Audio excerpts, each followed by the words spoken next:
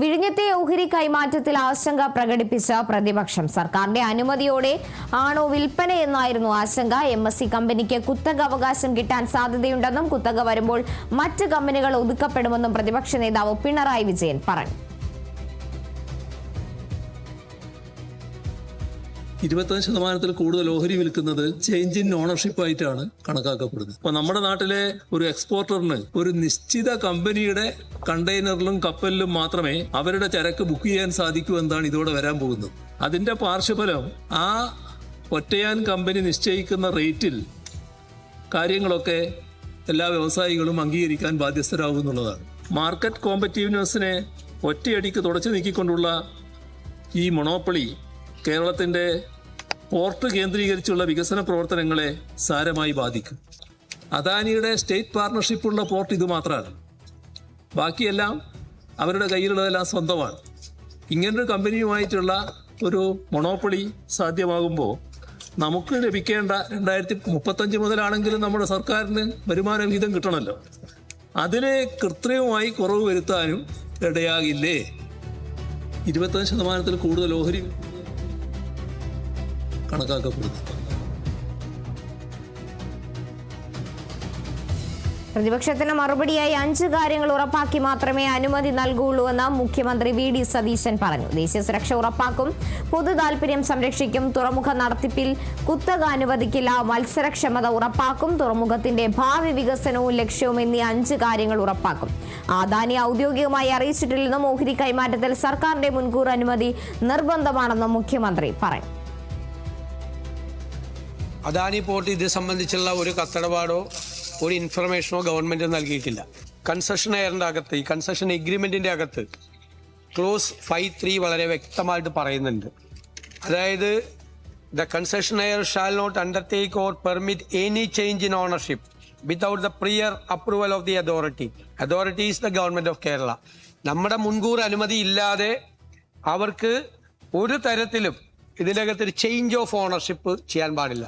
25%-ലേറെ അത് ഒരു ഷെയർ കൊടുത്താൽ ഓണർഷിപ്പ് ചേഞ്ചാണ്. അപ്പോൾ ഓണർഷിപ്പ് ചേഞ്ച് ഈ ഗവൺമെന്റിന്റെ, കേരള ഗവൺമെന്റിന്റെ അനുമതി ഇല്ലാതെ അവർക്ക് നടപ്പാക്കാൻ പറ്റില്ല. നമ്മൾ ഒരു 5 കാര്യം ഗവൺമെന്റ് ഉറപ്പുവരുത്തും. 5 കാര്യം. ഒന്നാമത്തെ കാര്യം എന്ന് പറയുന്നത് നമ്മൾ ഇതുമായി ബന്ധപ്പെട്ട സെക്യൂരിറ്റി, നാഷണൽ സെക്യൂരിറ്റി ആസ്പെക്ട് 1. 2, പൊതു താല്പര്യം. നേരത്തെ ഇപ്പം ഞാനിവിടെ വിശദീകരിച്ചതുപോലെ എല്ലാവർക്കും ഉപയോഗിക്കാൻ പറ്റുന്ന ഒരു കോമൺ യൂസർ ഫെസിലിറ്റി ഉണ്ടാകണം എന്നുള്ള കാര്യം. പിന്നെ നല്ല ഫെയർ കോമ്പറ്റീഷൻ, നല്ല മത്സരാധിഷ്ഠിതമായി അവിടെ ഈ കാര്യങ്ങൾ നടക്കുന്നു എന്ന് ഉറപ്പുവരുത്താൻ പറ്റണം. എല്ലാവർക്കും അതിനുള്ള ആക്സസ് ഉണ്ടാവണം. 4മത്തേത് നമ്മൾ ഇൻവെസ്റ്റ്മെന്റിനെ പ്രൊമോട്ട് ചെയ്യണം. ഏതെങ്കിലും ഒരു കമ്പനിയുടെ അല്ല, എല്ലാവരുടെയും ഇൻവെസ്റ്റ്മെന്റിനെ നമ്മൾ പ്രൊമോട്ട് ചെയ്യണം. 5മത്തേത് നമ്മൾ ഈ വിഴിഞ്ഞം പോർട്ടിന്റെ ഒരു ദൂര കാഴ്ചയോട് കൂടിയ അതിൻ്റെ ഒരു വികസനത്തിൻ്റെ ആസ്പെക്ട് കൂടി. ഈ പ്രധാനപ്പെട്ട 5 കാര്യങ്ങളും സംരക്ഷിച്ചുകൊണ്ട് സംസ്ഥാന താല്പര്യവും നമ്മുടെ വരുമാനത്തിൻ്റെ താല്പര്യവും അവിടെ ഒരു മത്സര അടിസ്ഥാനത്തിൽ നമ്മുടെ പോർട്ടിന് പുറത്തുള്ള ആക്ടിവിറ്റികൾ കൂടി നല്ല ഗൗരവതരമായി നമുക്ക് കൈകാര്യം ചെയ്യാനും മറ്റ് കമ്പനികൾക്ക് വരാനും ഒക്കെയുള്ള ഒരവസരം ഉണ്ടാകുന്ന രീതിയിൽ ഈ കാര്യങ്ങൾ പരിശോധിച്ച് മാത്രമേ ഇതിനുള്ള അംഗീകാരം ഈ സർക്കാർ കൊടുക്കുകയുള്ളൂ. അപർണയുണ്ട് കൂടുതൽ വിവരങ്ങളുമായി. അപർണ, എന്തായാലും പ്രതിപക്ഷം പങ്കുവച്ച ആശങ്കയ്ക്ക് കൃത്യമായ മറുപടി തന്നെ മുഖ്യമന്ത്രി നൽകുന്നു. അത് എത്രത്തോളം നമുക്ക് വിശകലനം ചെയ്യാൻ സാധിക്കും? MSC അദാനി കരാറിൽ ഷെയർ കൈമാറണമെങ്കിൽ സർക്കാർ അനുമതി വേണമെന്ന് മുഖ്യമന്ത്രി VD സതീശൻ സഭയിൽ വ്യക്തമാക്കി കഴിഞ്ഞിരിക്കുകയാണ്. അതായത് പ്രതിപക്ഷം ഉയർത്തിയ ആശങ്കകൾക്കൊക്കെ തന്നെ അദ്ദേഹം ഒരു മറുപടി നൽകിയിരിക്കുകയാണ്. ഇതിനുള്ള അനുമതി അദാനിക്ക് നൽകിയിട്ടില്ലെന്ന് മുഖ്യമന്ത്രി സഭയിൽ വ്യക്തമാക്കിയിട്ടുണ്ട്. ഷെയർ കൈമാറ്റം മാധ്യമ വാർത്തകളിലൂടെയാണ് താൻ അറിഞ്ഞതെന്ന് മുഖ്യമന്ത്രി ഇത്തരത്തിൽ വ്യക്തമാക്കിയിട്ടുണ്ട്. സഭയിൽ വിഴിഞ്ഞം സംബന്ധിച്ച ചോദ്യങ്ങൾക്ക് മറുപടിയായിട്ടാണ് ഇത്തരത്തിൽ മുഖ്യമന്ത്രി ഈ പ്രസ്താവനകളൊക്കെ തന്നെ പറഞ്ഞത്. അതായത് വിഴിഞ്ഞം തുറമുഖം ഓഹരി കൈമാറ്റത്തെ കുറിച്ച് സർക്കാരിന് മുന്നിൽ ഫയൽ വന്നിട്ടില്ലെന്നും വന്നാൽ അത് പരിശോധിക്കുമെന്നും മുഖ്യമന്ത്രി വ്യക്തമാക്കിയിട്ടുണ്ട്.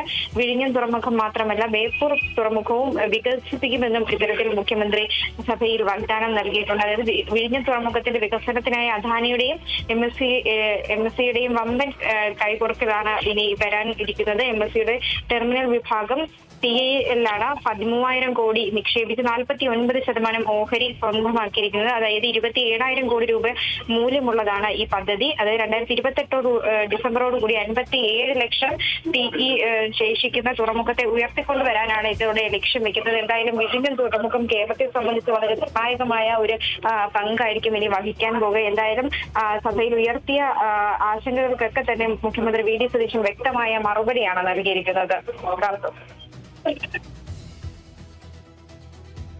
ശരി, വ്യക്തമാണ്. അപർണയാണ് വിവരങ്ങൾ നൽകിയത്.